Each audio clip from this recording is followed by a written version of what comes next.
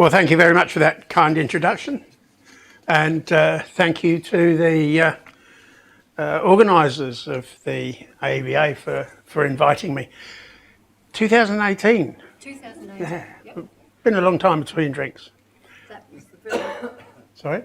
That was the very slide that started to talk. Well, there you go. There you go. So thank you for the invitation, and as you have heard, I'm here to talk about the Bridgestone World Solar Challenge. The brief specifically from Bruce was to talk about what effects the pandemic might have had on our solar car activities. So this isn't so much about the World Solar Challenge as about all that stuff that we're coming out of and trying to put behind us. But clearly the world has changed, and hopefully we can mould those changes to our advantages.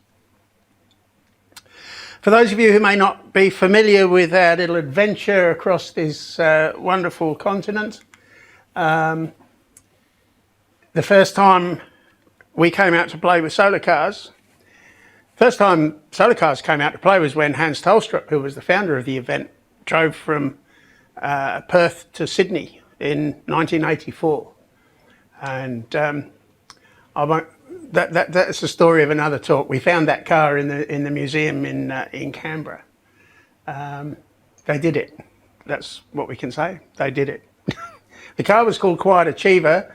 Hans tells me it was so noisy in there, he couldn't use the radio. He had to write notes on the back of a cigarette packet and throw them out the window. And that's how fast they were going, that the guy behind in the chase car could stop and pick up the notes. Interesting times. We first ran the World Solar Challenge itself, inspired by Tholstrup's 84 quest in 1987. What an awfully long time ago.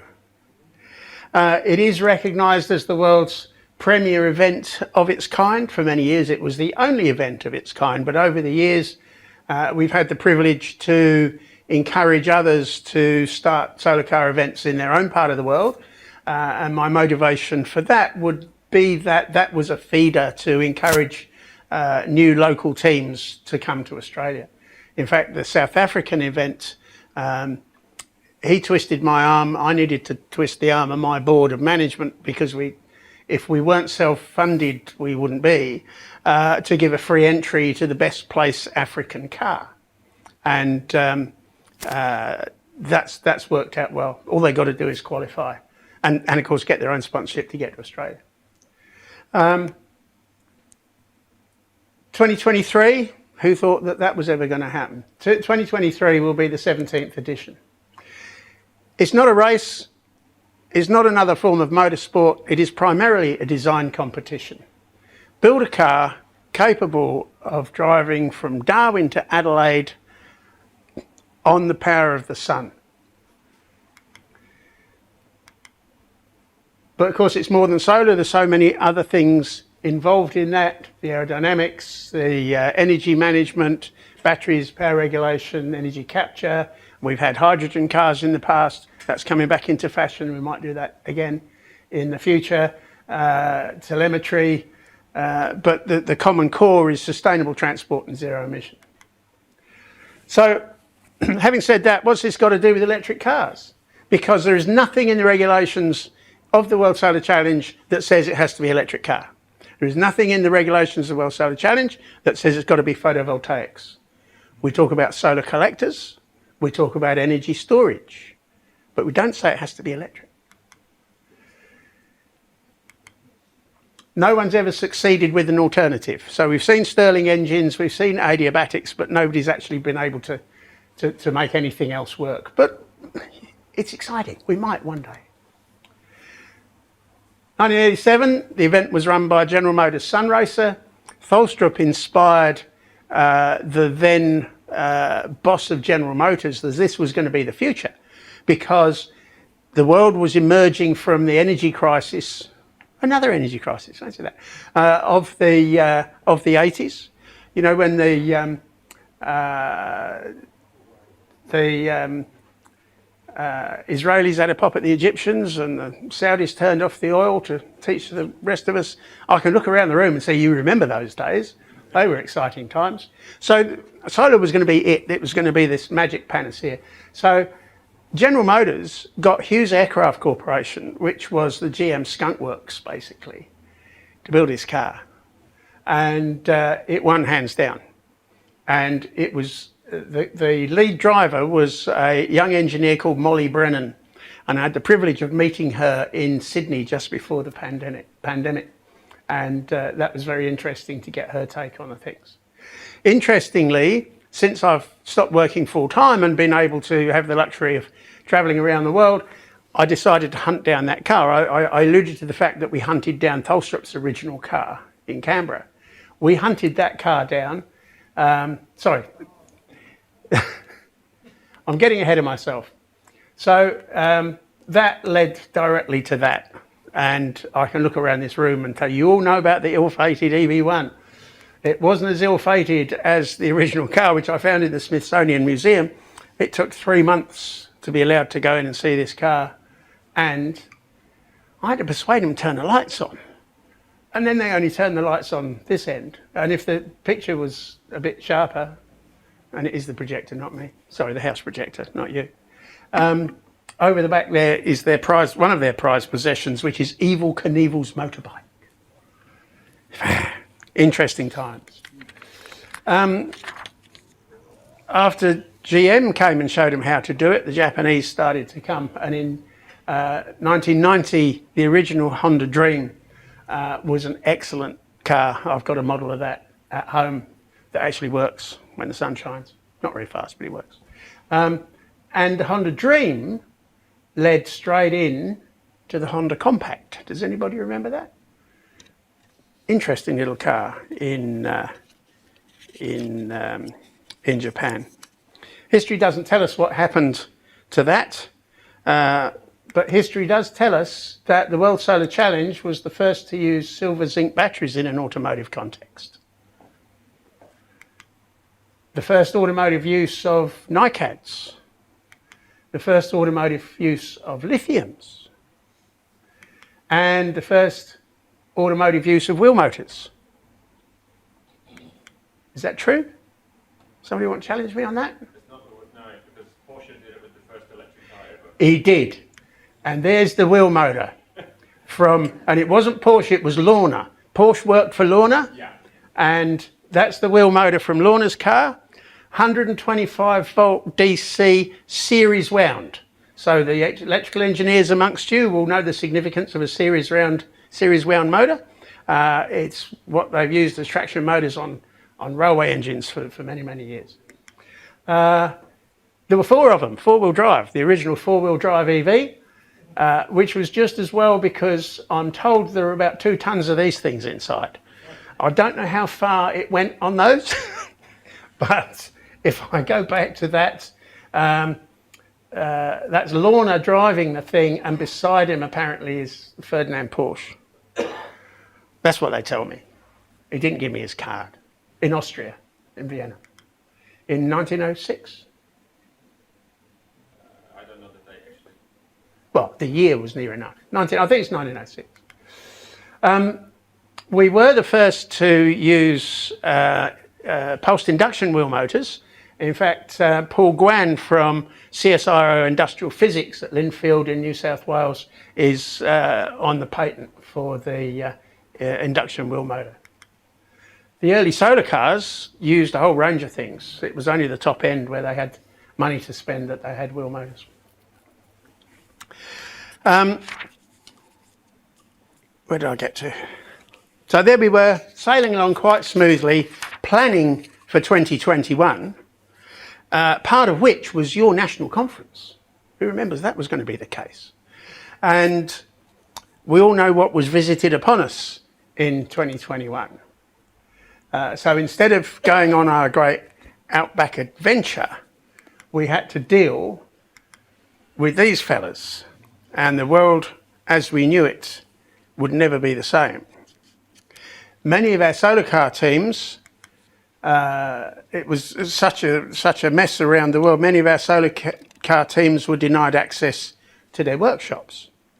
So we started searching for alternatives and brainstorming ideas for what we would do if we couldn't do Darwin to Adelaide. It was one thing that originally it was our internal borders that were a problem. The Northern Territory border, who remembers that? The Northern Territory border was closed, so we couldn't do Darwin to Adelaide. Then it was Fortress Australia, and we weren't allowed to travel. People weren't allowed to travel in or out. So what to do? How about a South Australian regional event? We could bail up to Marla and come back. Would that be exciting? Probably not. Circuits of Kangaroo Island. This got some traction within our community because there is actually a 240 kilometre sealed road circuit from the south up through Flinders Chase and back along the north. Base camp at Kingscote. I've had 2 excuses to go and check that out. I think there's another one on the cards, but I don't think we're going to do it. To link events in different parts of the world. Now, that could be quite interesting. What we were going to do with the power of the internet was going to have teams in their own country for 2 hours as the sun came round that would coordinate events. And the idea was that we would start in Australia, we go up to Indonesia, Thailand, India, Turkey, Germany, South Africa, Spain, Canada, Central US, West Coast US, Japan, and finish in New Zealand. But it was interesting to try and get that. Obviously we didn't do it. A remote control event. If we've got the power of the internet and we can do these things, let's have a remote control event. And those of you that were, no, you wouldn't have gone to that nasty petrol race in town just before Christmas. But you may have seen amongst that was the solar car from the University of New South Wales being driven from a remote gaming console by one of the famous racing drivers. And that may well have come out of these ideas, but Richard from New South Wales runs in New South Wales. No, I thought of that. So yeah, it's fine. It's all right, whatever. And a track event was something that was on the cards. Maybe at the Bend, maybe to include autonomous vehicles, and maybe that's still a possibility because we are looking at what we might do on our alternate year.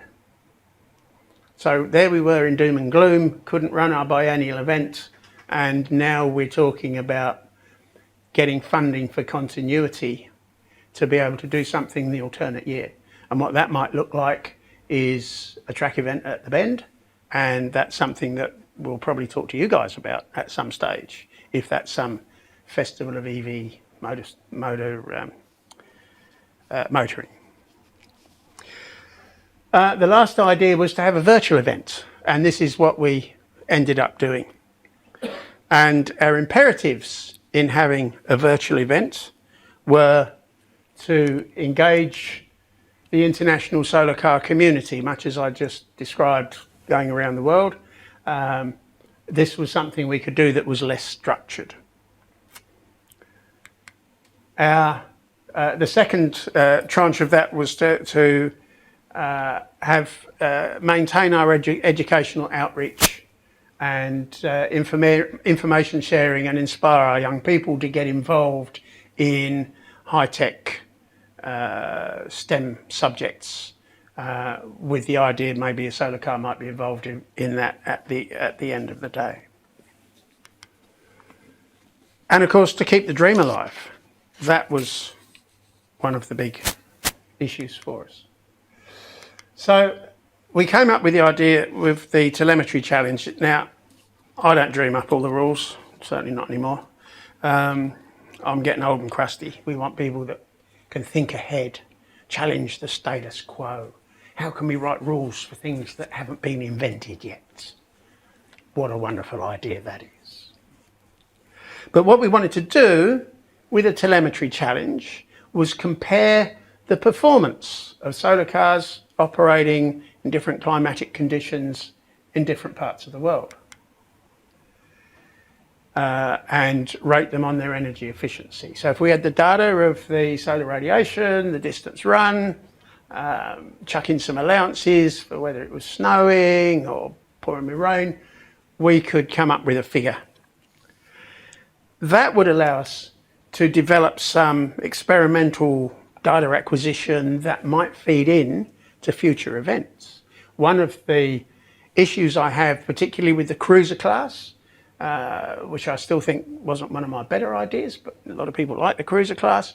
For those that don't know, the cruiser class is the practical EV that has the blue sky range of 1,000 kilometres, and the fact that teams do that proves that it's possible. So when people come and tell me it's too hard, I say, well, they did it. Go and hone your skills, hone your engineering.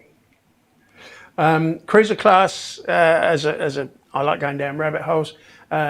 University of Eindhoven won the cruiser class, the first and second cruiser class events, so convincingly they decided that they wouldn't come back. There's no competition, what are we going to do? So they went away and founded Lightyear. We've heard of Lightyear? Yeah. So Lex Holslet, who was my guest at our 2019 event and talked about commercialising the idea of a solar car, solar EV, was far harder than actually building one and campaigning it from Darwin to Adelaide.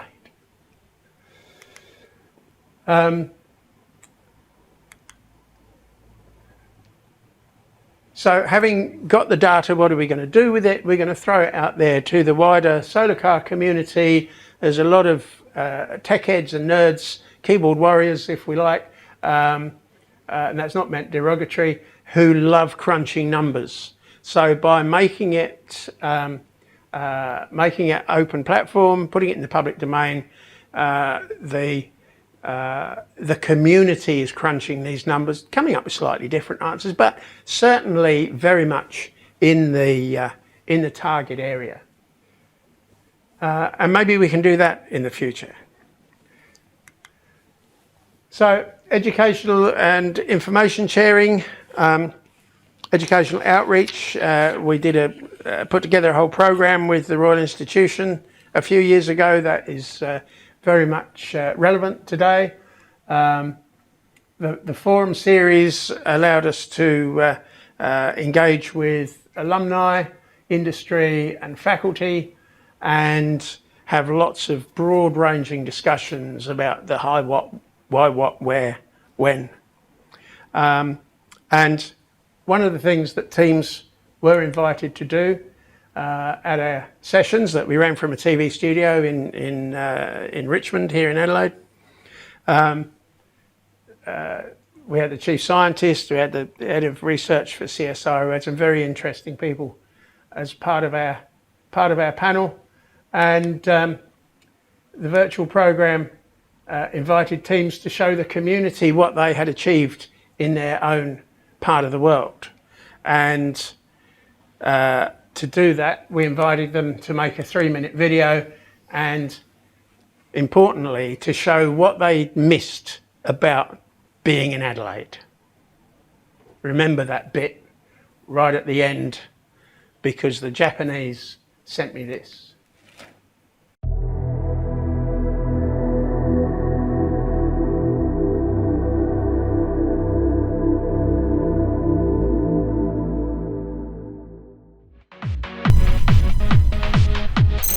今回戦いの舞台に選ばれたのは秋田県大潟村ソーラースポーツライン。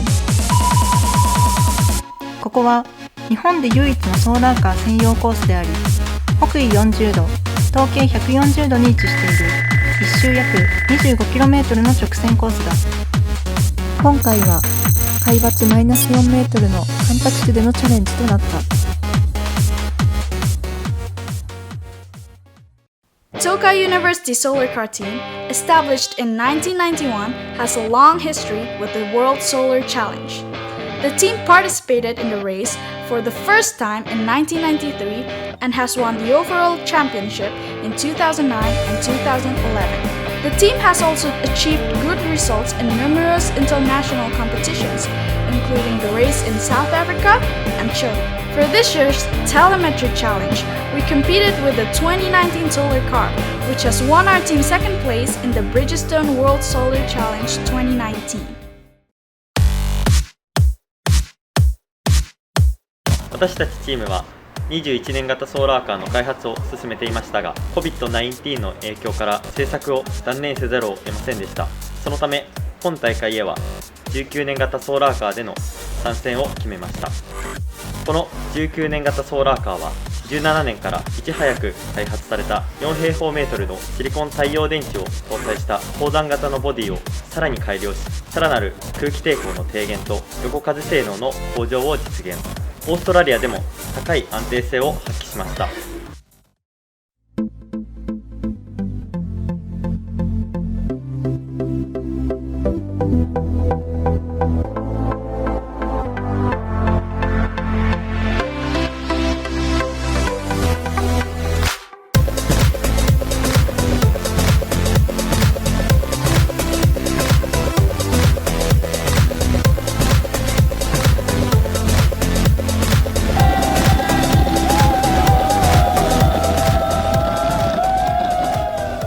2023年には21年に C.O.V.I.D により延期となったブリヂストンワールドソーラーチャレンジが開かれます。私たちチームは新型車両を開発し、2011年以来の総合優勝を目標に日々活動をしています。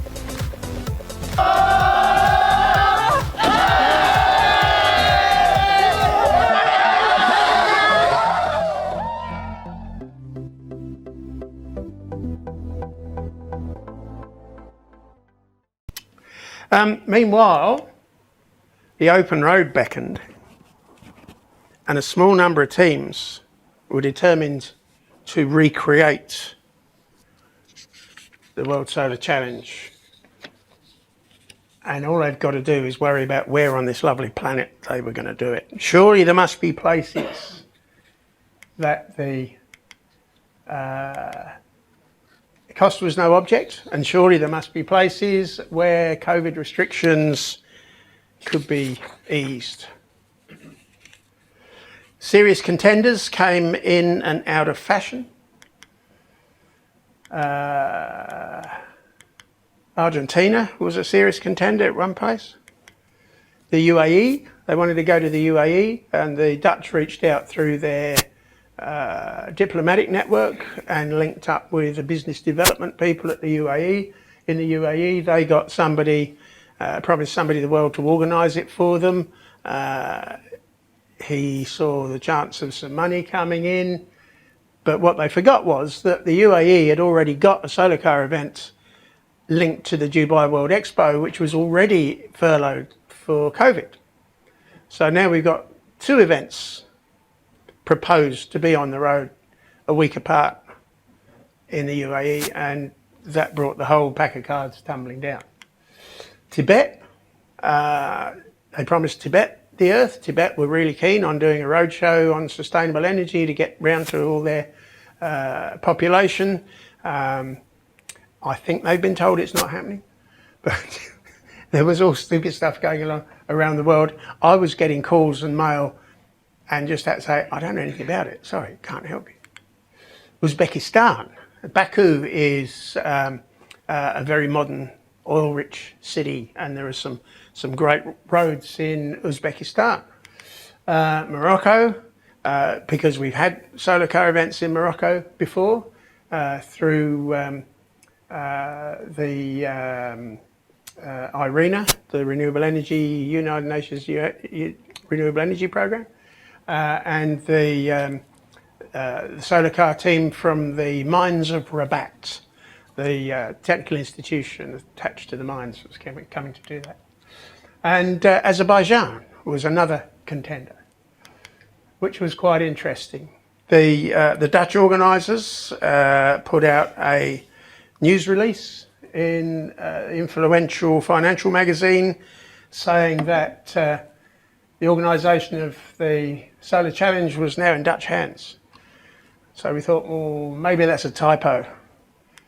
But it actually says the Bacon-tacular biennial event for solar cars, the World Solar Challenge, has come into Dutch hands. What a crock of shit. We never did find out what Bacon-tacular was, but that's one of my favourite slides because I want to find out what Bacon-tacular is because I want to achieve that for them. When we challenged them on that and they said, oh, no, the media did that on their own. Yeah, of course they did. So they said we need a minimum of 12 teams paying quite a lot of money. Okay, 25,000 euros each to make this happen. They ended up with 6 teams. And I believe 5 of them ran.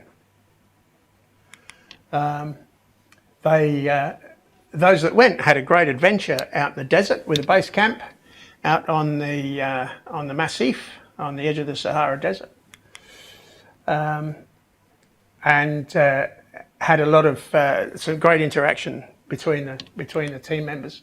Some of the facilities weren't quite what they had in mind, but they dealt with that and overcome it, and certainly some of the roads weren't quite what they'd expected, but again, they dealt with that and overcame those obstacles. Some people came back saying this was the world event. Other people were saying, well, we don't think so. Certainly there weren't any spectators as far as I could see from the pictures that came in. And they had nice Bedouin tents in the desert in close quarters and mass catering. And with the global pandemic, what can possibly go wrong with that? I hear that most people went down with food poisoning, which was sad for them. So that was what those guys did. But where does that leave us now?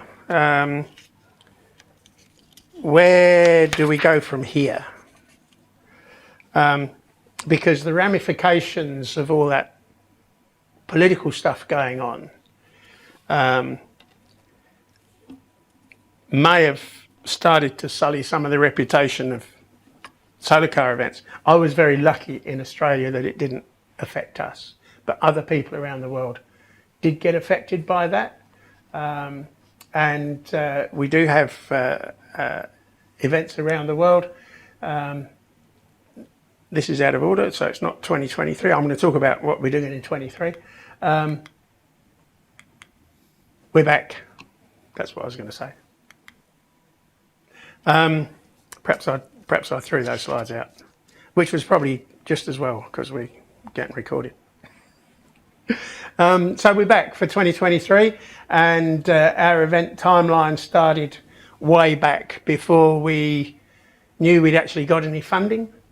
And that red line's pretty much where we are. We're getting to the sharp end of things now, trying to find down what it is. There's still a lot of questions around the place as to how some of these things are going to work. But one of the best things that we ever did was did a 10-year deal, and it was their suggestion. Bridgestone Corporation in Tokyo said, if we're going to sign up, we want to sign up for the long haul, and we want to sign up for 10 years. And I believe that if we hadn't done that, our political naysayers would have found a way to have closed us down. So anyway, here we are. And what we're looking like for the 2023 event, which is a rollover of the 21 arrangements, because that's what we promised the teams. We promised the teams who were denied access to the workshops, we'll be back in 23, but we won't make serious changes to things. So all the work that you've done in your pre-planning will all be valid. We've got an event program in Darwin, which runs from the 9th to the 22nd of October, and there's lots of things happening. Hidden Valley Raceway will be the headquarters in Darwin, and for our Darwin listeners this afternoon, by all means come down and see us. We've got static scrutineering at the Darwin Convention Centre. There may be some conference programs around that. That's still a little bit up in the air. We have an engagement program which may include a waterfront open day, may involve some displays around things at Casuarina campus and schools and Darwin Mall. We'll have thanks to Bridgestone, we have a big party about 3 days in when everybody's settled down and unpacked and got used to being the right way up in Australia. Bridgestone throws a big welcome barbecue for everybody, which is about 1,500 people, which is pretty awesome. The elite get to go to the Chief Minister's reception and listen to me speak, poor buggers. And industry and business events. It's business month in the NT, so we're looking at how we can have some interaction with that. So 22nd of October, we set off from State Square, hopefully. A lot of building work going on. Our Darwin people who are watching this know about the master plan and making it an event-friendly space. We're not sure how friendly it's going to be to us this year, but we'll work through that. When we get down to Adelaide, the official finish line will be here in Victoria Square.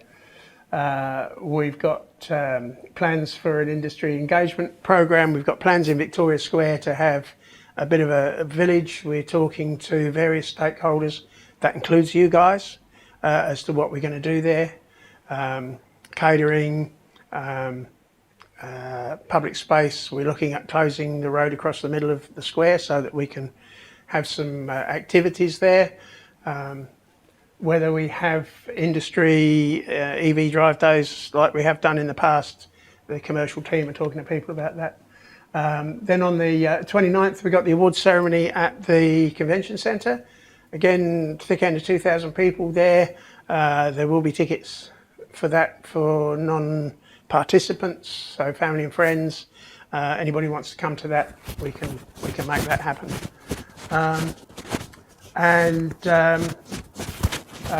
On the Sunday afternoon, we'll have the big parade, which is our excuse to get the cars out to their pack down area where they can put them back in their containers and worry about how they're going to get them home. So, all in all, it's a great adventure. Have we got sound for the next bit? Probably not. Probably not? Oh, yes you have, surely.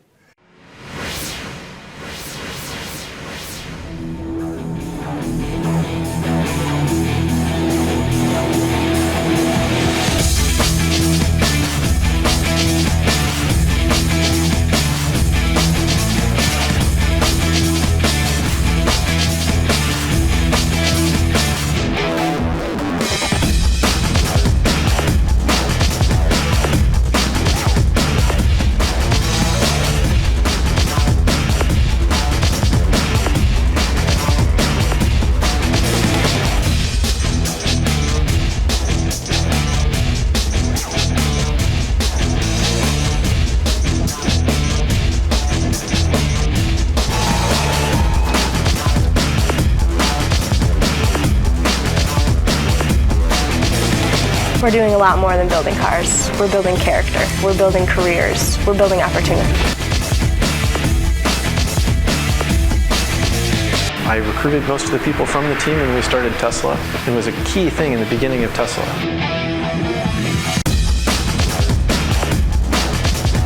This is a race of innovation and sustainability. Anyone that can travel 3,000 kilometres is a winner.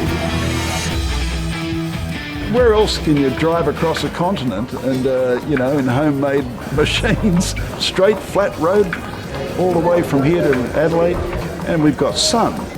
We don't do enough with it, but we've got sun. The Bridgestone World Solar Challenge is not just another form of motorsport. It is a live experiment. It is a serious contributor to the wealth of human knowledge, and it will have changes that we've yet to dream of. This event is as relevant today, if not more relevant than it was when we first ran in 1987. We've been building solar cars for 25 years because the battle for efficiency is never over. WSC is called a challenge and not a race for a reason. And that's because half the victory is in finishing it all.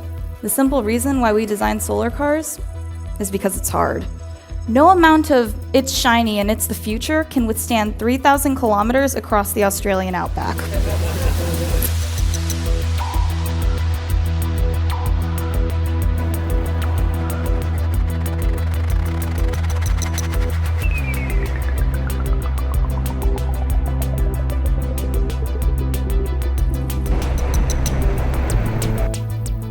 I don't think that's enough expression about how excited we are to finally be here, to be the only team representing Africa taking part in this challenge. Enjoying all the challenges that we've got, because that's what the Bridgestone World Solar Challenge is about. It's about the challenge. It's not about the car, but also the challenge when we have to stay along the desert before we arriving to Adelaide, and it's not the normal opportunity that you're gonna get because we don't have that in our country. So this will be the opportunity to challenge myself to stay in like a different pace, because you never know what you're gonna see.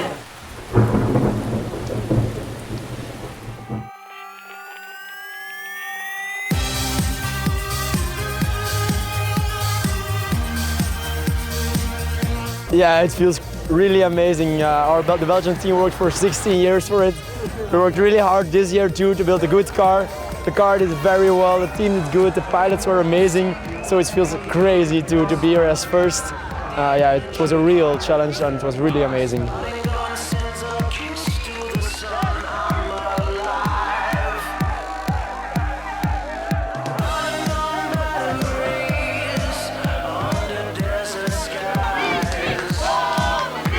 It started with extreme temperatures. I mean, coming out of the Northern Territory was so hot that, you know, some of the displays and the instrumentation started melting and falling apart. I mean, the level of the competition was so high with all the high-performing machines. Everyone just brought the best car anyone's ever seen, but, you know, 10 teams had them.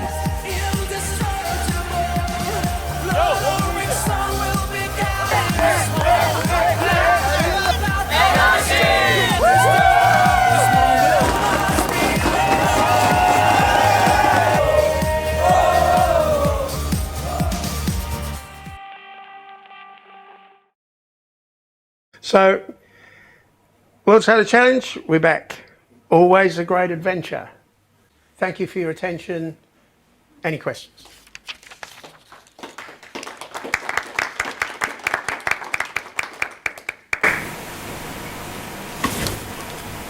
What's the idea specification-wise for the cruiser class? Because the others take a cockroach bump on top. Yes, it looks like that, doesn't it? Take a cockroach, put a lump on top. There are parameters around the Challenger class, which is the cockroach, and they weren't all cockroaches. And I'm not sure what we're going to come up with for 25, but we'll come up with something. I like to see them different. They're allowed a nominal 5 kilowatt hours of stored energy, battery, and they're allowed a nominal 5 kilowatt hours on the somewhat fanciful notion that if a 1 kilowatt car can drive from Darwin to Adelaide in 50 hours, they can have 10% of that energy. We traditionally measured that on the theoretical energy of the electrochemical compound of the battery. In the early days, teams were allowed 140 kilograms of lead acid. But if they went to, who would they have gone to? If they went to some scientific supplier that put things together very carefully, there would be more energy in that battery than, and if they went to Kmart and bought lead acid batteries from Kmart, there would be less. So our science faculty would say, this is a number that a reasonably efficient manufacturing process will give you. Here we are in 23, lithium polymer, they're allowed 20 kilos. So there's a big difference between 20 kilos and 140 in how much battery they've got to lug down the road. And in the early days, 8 square metres of solar, as I said earlier, on the also somewhat fanciful notion that each of us as human beings had 8 square metres of the Earth's surface to draw their sustenance. 2007, the Dutch Nuna 6 maybe, one of the Nuna cars in 2007 averaged 106 kilometres an hour from Darwin to Adelaide. Now I can see some of you doing the math. Considering they're only allowed to on the road between 8 and 5, 106 kilometres an hour, it's pretty special. That was the last time we ran 8 square metres, so we cut it down to 6 square metres after that. And for the 30th anniversary event in 2017, we cut it back to 4 square metres, so half. And then one of the scientists said, yeah, well, that's population explosion for you. We've only got 4 square metres. But I haven't answered his question yet, because his question was about the cruiser class. So in 2009, it was clear that just keep doing what we were doing. I did talk about changing the design parameters, the design competition. So if we change the design parameters, we keep pushing the boundaries. But in 2009, I got the feeling that some people were just yawning about this and say, well, how is that going to help us with our EV futures? So I conceived, in conjunction with the Germans, of a practical car. The Germans had started thinking, they said, Chris, we want to build a car. We want to build a car that our professor can drive home after the event. So we're not interested in winning, because there's a whole different load of stuff around that, especially if we have to go to the, what is it? We call it the MVR, I forget what the German equivalent is now. The C.O.V.I.D. You got to have demisters. You've got to have windscreen wipers. You've got to have all these things. You've got to have petrol-proof things for your electric car. So the car they built was called the Bow Cruiser, and we sat in a pizza bar in Bochum in Germany and said, if we have a class in the World Solar Challenge for a practical car, I want to call it the cruiser class. So we had another glass of wine, and that's where the cruiser class was really born. So the cruiser class cars don't have a defined limit on their batteries. They do have a defined limit on their solar cells. They're 4 square metres as well.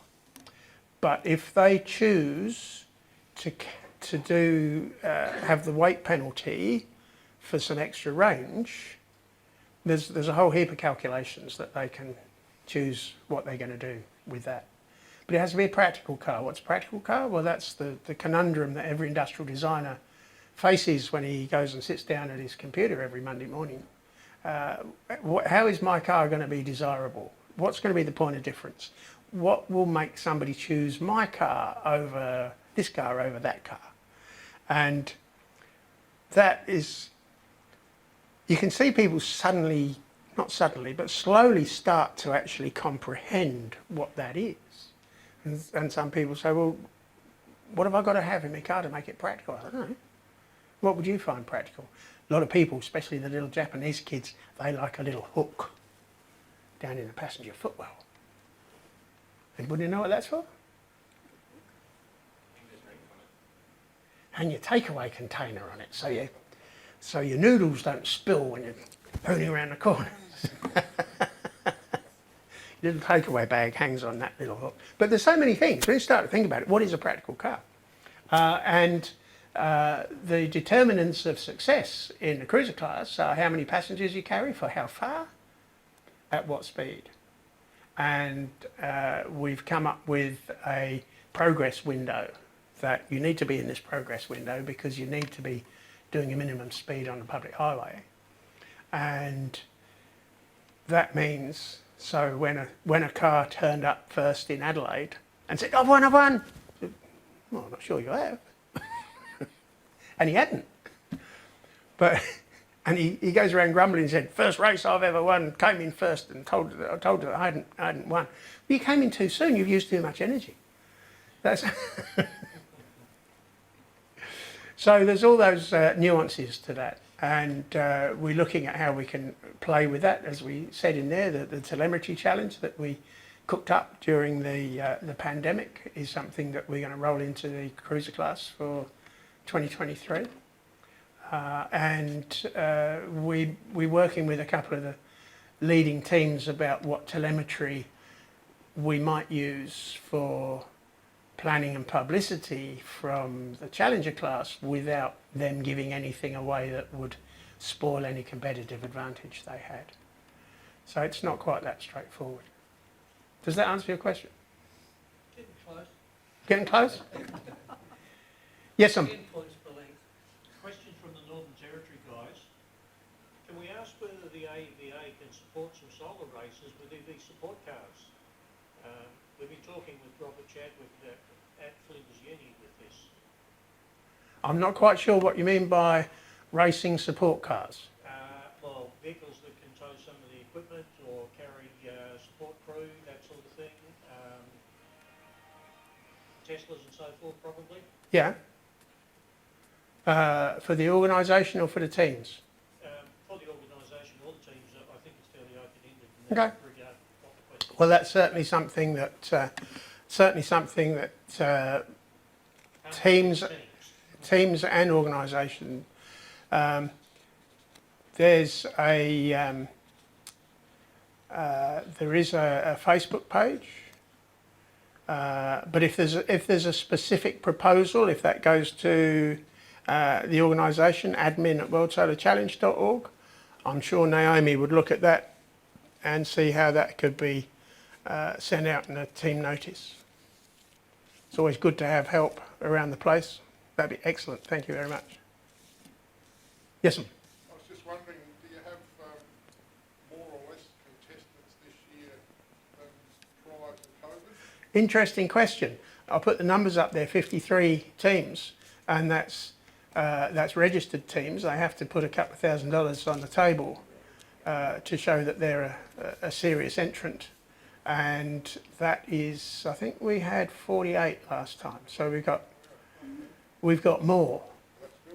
I think some of those might drop by the wayside. There's always those whose ambitions are greater than their abilities. And they have to pre-qualify. What we don't want people to do is come to Australia and then tap them on the shoulder and say, "You're rubbish, go home." So they have to. Part of the qualification process is to do technical documentation that our scientists go through and say, well, if you put your technical documents in on time, we can look at them and say, yeah, that's not a good idea. That's probably not going to pass muster. So what about doing this? The super competitive ones, we won't tell them what they need to do. We'll just tell them they need to rethink it. But if there's new entrants and lesser resource teams, there's plenty of people around that can point them in the right direction, give them tips and how they might achieve. There's so many levels of this. The first thing they need to achieve is the logistics of getting their team and their car to Australia from wherever they are and getting it through customs and quarantine. There was a team in 2017, there was a team got stuck. They kept saying, "Oh, it's your customs people, it's your customs people." We take event status with Australian Customs. And I'll finish that story by putting this bit in. We take event status with Australian Customs, and that certainly oils the wheels. And I got, not quite sure how I got embroiled, but there was quite a heated discussion on the steps of Parliament House in Darwin, where this team had gone to their consul, and their consul had gone to his mate who was in the Northern Territory government. And they're all yelling and waving their arms about in their own language about how Australian Customs has destroyed the dreams of these kids. And I picked up on a word in something they were saying in their own language. I won't identify who it is, obviously. And I said, hang on. And they all stopped. And I said, is this a customs problem or is this a quarantine problem? What do you mean? Well, maybe it's not customs at all. Maybe it's quarantine. And it turned out it was a quarantine problem. The wooden packing case didn't have a certificate to say that it didn't have evil weevils in it. And that was where it was stuck. It was stuck in quarantine. It wasn't, Customs had passed it. Customs had passed it on to quarantine. Quarantine wouldn't release it because they needed the guys to say, what are you going to do with this wood? And the answer was, just give us what's in the packing crate, destroy the packing crate, and we'll get a new packing crate made in Adelaide. And when we get to Adelaide, our new packing crate's ready for us to take it all home. And that was how that was resolved. And it was only yesterday that team wrote to me and said, are you going to make some arrangements with customs this time? Because we had all these problems in 2017. And I said, well, you actually didn't get it, did you? Because it wasn't a customs problem. I can answer this because you involved me in it. It was a quarantine problem. So first thing to do is get you and all your gear to Adelaide, to Australia. Some come to Adelaide, some go straight to Darwin. Gone are the days where we used to get a ro-ro ferry from Yokohama directly into Port Darwin.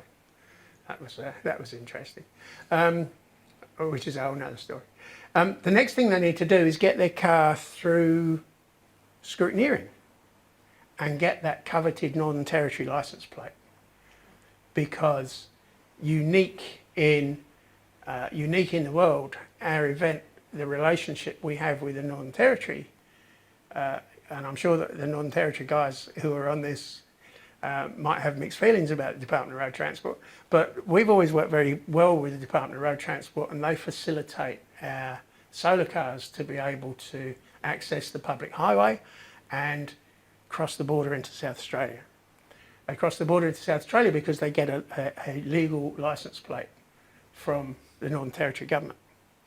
And under the wonderfully named Instruments of Reciprocity, that licence plate is recognised in South Australia. And what we did pre-pandemic, with enough lead time, we got the road safety guys from the Department of Transport that go out to the Aboriginal communities as part of their toolkit of engagement was design the licence plate for the World Solar Challenge. And that hasn't been done this time because it's all happened too late and everybody's changed, the department heads have changed, the people on the ground, some have retired, some have moved on to different jobs. And that repeats itself, I think, in many of the industries that all of you would have been involved in. Things just aren't the same out there. You just think perhaps they were. Who was telling you? You were telling me about the shop, not there anymore. That's right. Yeah. Yes. So everything's different. So where was I going with this? What was the question? It was about the number again this year as opposed to previous. That's right. With all the political stuff when you were messing around with the other stuff you talked about. It's been brilliant. It's been brilliant. I feel so well supported by the international community.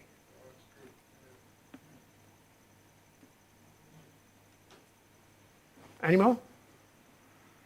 This could be a ramble to get to my question.